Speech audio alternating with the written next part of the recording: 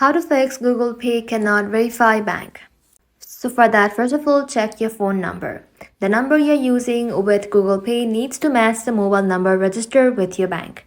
Make sure that your phone can send outgoing SMS messages and that you have a strong mobile network connection. If you use two SIM card, make sure the SIM linked to your bank account is selected as primary SIM for sending SMS message. Then restart your phone, open up Google Pay and then try adding your bank account again. If you already tried verification several times, don't keep retrying.